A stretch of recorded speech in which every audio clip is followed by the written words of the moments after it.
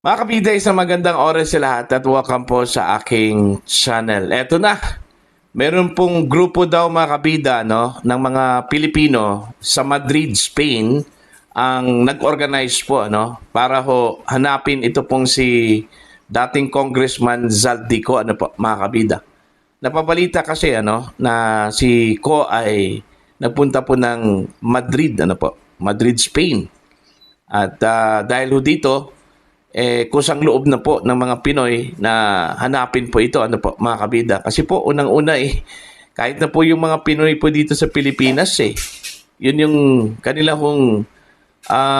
gusto kong mangyari po mga kabida na bumalik na po sa Pilipinas ito pong si Congressman Zaldico at sagutin ang lahat ng mga katanungan po laban po sa kanya.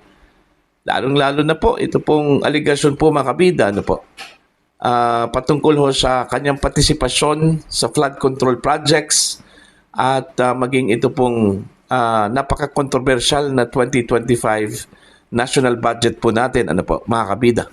Now, bago lang po mga kabida nagbitiw po ito pong si Congressman Zaldico bilang kinatawan po ng Ako Bicol Party List mga kabida. At yung ginawa po niyang ground po dito gusto doon niyang spare yung kanyang pamilya sa mga banta, mga kabida. Pero may mga insinuations po na kaya daw nagbitiw ito pong si Zaldico para hindi magkaroon po ng authority over him ito pong House of Representatives mga kabida. Okay? Pero mas lalo delikado dito si Zaldico mga kabida, considering siya po ay civilian na po Okay? Pwede siyang sampahan po ng kaso mga kabida at diyan po sa pagsasampa po ng kaso maaari pong maglabas po ng arrest warrant po laban sa kanya mga kabida. Okay? At ang pwedeng gumawa diyan ito pong Department of Justice. Okay? Kaya nga, yun yung sinabi po ni House Speaker Boji D, na since wala na pong jurisdiction ang House of Representatives laban po kay Congressman Zaldico, bahala na po ito pong DOJ po, na gumawa po ng paraan na mapabalik po dito sa Pilipinas ito pong si Congressman Zaldico. At yun yung sinabi po ni DOJ Secretary Boying Rimulya na ipoproseso po nila mga kabida. Okay? Ito pong pagpapabalik po kay Congressman Zaldico since posible po siyang masampahan po ng mga kaso po dito mga kabida. Okay? Kung maalala po ninyo, ang ICI po nag-submit po ng initial na rekomendasyon sa Office of the Ombudsman. Okay, na para sampahan po ng mga kaso ito pong si Congressman Zaldico.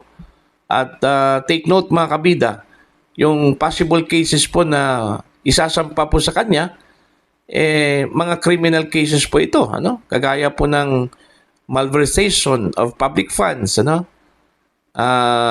violation po mga kabida ng Anti-Graft and Corrupt Practices Act at provision po mga kabida ng Revised Penal Code. So puro criminal yan mga kabida. Okay? So it will tantamount to an issuance of a warrant of arrest kung sakali umabot po sa korte po mga kabida. Now ang tanong, seryoso kaya ito pong Office of the Ombudsman na i-prosecute po itong si Congressman Zaldico mga kabida? Seryoso din kaya ito pong Department of Justice na habulin ito pong si Congressman Zaldico Kasi po meron pong indikasyon na baka hindi na po babalik po ng Pilipinas at tuluyan na pong magtatago po ito pong si Zaldico mga kabida. Ito lang po yung pinakamagandang paraan po para po lumabas po ng kusa mga kabida. Ito pong si Congressman Zaldico, kung talagang seryoso po ang gobyerno na pananagutin po si Zaldico po mga kabida, ikansila po yung kanya pasaporte. Okay? Yun yung pinakamabisang paraan para madali lang po. Okay? Unang-una, pwede hong voluntaryong sumuko po, ano? Kasi pag once makansila po yung kanyang passport, wala na pong mapupuntahan yan, ano? Si Congressman Zaldico, ano? Mga kabida, maliban lang po siguro kung meron po siyang ibang citizenship, ano po? O nag-dual citizenship po siya, ano po, mga kabida. Okay? Pero kung Philippine passport lang po yung kanyang hawak, okay? Tapos ikakansila po yon, wala talaga siyang mapupuntahan. Kundi sumuko talaga, no? Mga kabida. Yan, kung hindi babalik, ano po? Ito pong si Congressman Zaldico. Okay? Pero kung meron po siyang ibang pasaporte, mahihirapan po yung gobyerno po ng Pilipinas, ano? Kahit na po hahanapin po yan, mga kabida. Kung siya po ay citizen ng ibang bansa, maliban po sa Pilipinas, kasi pwede yan, ano, mayroon tayong dual citizenship, ano po, mga kabida. Mahihirapan talaga, kahit na po gagamit po ng Interpol. Okay? Kasi po, pag once citizen ka ng isang bansa, mga kabida, hindi mo basta-basta aristuhin yan. Ano? Doon po sa bansa kung saan po siya po ay pinagkalooban po makabida ng citizenship. Ano po? Diba? So, since magkakaroon po sila ng investigasyon, so kabilang po siguro sa kanilang investigasyon yung estado po ng citizenship po ni Congressman Zaldico. Ano po? Okay? Ang maganda lang po dito, mga kabida, no? At least man lang, ang Department of Justice, sabi po nila yan, na wala ho silang i-spare po dito. Okay, kahit na nga itong si dating House Speaker Martin Romualdez po, ano, mga kabida, kabilang na po sa kanilang iimbestigahan daw. Tingnan lang po natin, ano po, no? Kung gaano po sila kaseryoso po dito. Kasi ang sabi po ni Secretary Rimulya po, mga kabida, walang friendship, walang school ties, walang fraternal ties. Okay? O, titingnan po natin kung seryoso po si Rimulya doon sa kanyang mga sinabi po, ano, mga kabida. Okay? Ang expectation po ng taong bayan po dito, unang-una po, dapat maimbestigahan ito pong si dating House Speaker Martin Romualdez. Kasi unang-una po, kung ginawa man po ito ni Zaldico, mga kabida, okay, hindi po malayo na meron pong basbas at alam po yan, ano, ni Congressman Martin Romualdez, ano? Unang-una po, hindi po sikreto po, mga kabida, ano, na bata po ni Martin Romualdez, ito pong si Zaldico. Siya ngayong naglagay dun sa Committee on Appropriations. So, ibig sabihin, pinagkatiwalaan po ni Congressman Martin Romualdez, ito pong si Zaldico, ano po, mga kabida. Okay? Now, kung pagbibigyan po natin yung sinabi po ni dating Congressman Jing Paras, ano po, mga kabida. Okay? Since inilagay po si Zaldico bilang appropriations sa chairperson dyan po sa House noong 19th Congress, at marami pong mga milagrong nangyari po, ano, lalong-lalo na doon po sa national budget po natin, maraming questionable mga items po doon, at lalong-lalo na po yung na-discovering mga insertions po doon, mga kabida, ano? Hindi raw ito magagawa ni Zaldico kung wala hong basbas mula sa nakakataas po sa kanya. Okay? Sabi po ni dating Congressman Jing Paras, ano po, mga kabida. So, sino man po yung nakakataas po sa kanya dito? Wala naman pong iba. Ito pong si Martin Romualdez, di ba? Siya yung House Speaker that time, Alangan naman pong si Justice Secretary Rimulya, hindi naman po. Nasa executive branch man po yun, di ba? O si Speaker Romualdez po, ano, mga kabida. Tapos, ang nangyayari po ngayon, ano, mga kabida, parang nilalaglag na po, ano. Ito pong si Congressman Zaldico. At gusto po nila, mga kabida, na akuin lahat, ano, ni Congressman Zaldico. Ito pong mga nangyayari po, mga kabida. Okay?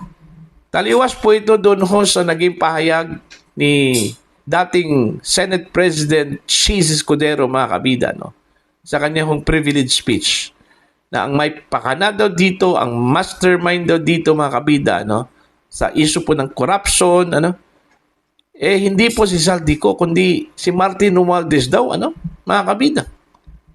So dapat, ito na lang po, mga kabida, kasi puro po tayo accusations po dito, wala naman pong konkretong ebidensya po, mga kabida, na sila talaga yung may pakanaho dito.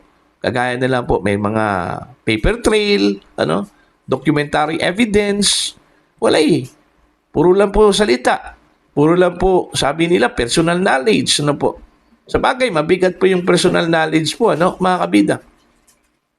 Pero mas maganda po kung meron pong mga supporting documents, na maglilink talaga doon ho sa inaakusahan, mga kabida, kagaya po ni Zaldico at saka ni dating House Speaker Martin Romualdez po, mga kabida, para po sigurado.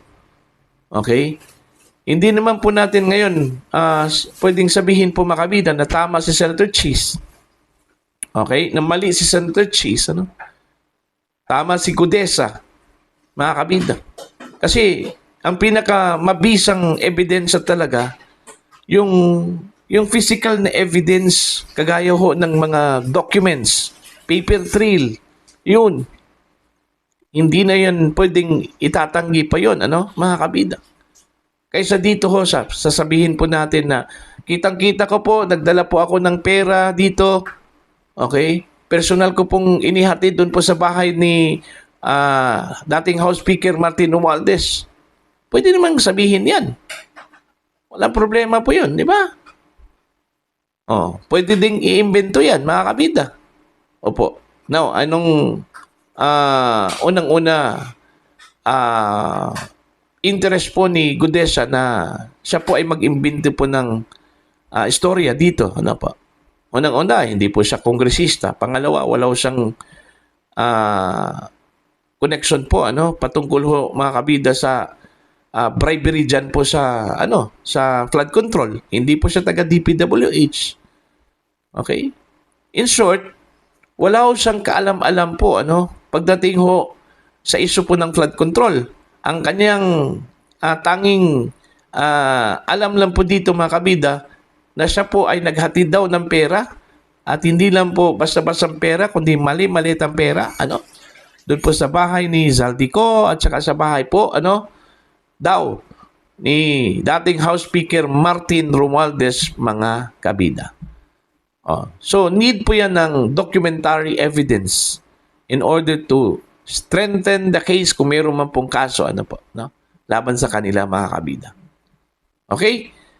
So, yan po, ang pinakasusi lang talaga po dito, mga kabida, ito pong si Congressman Zaldico, sa kanya po talaga magmumula kung sino-sino yung mga tao po, na talagang sangkot po dito sa unang-una flood control controversy, dito ho sa kickback issue, at saka dun ho sa 2025 national budget. Since parang ginipit na po dito, inilaglag na po, mga kabida, ito pong si Congressman Zaldico, it's high time po sa kanya para ho magsalita po, mga kabida. At pangalanan, ang dapat pangalanan, okay? Kung hindi man po siyang gumawa po dito, pangalanan po niya kung sino po talaga ang totoong mastermind po dito, mga kabida.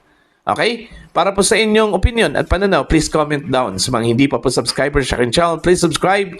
Just click the subscribe button, click the notification bell, click all para updated po kayo, mga kabida, sa aking mga uploads. Maraming salamat po sa inyo lahat.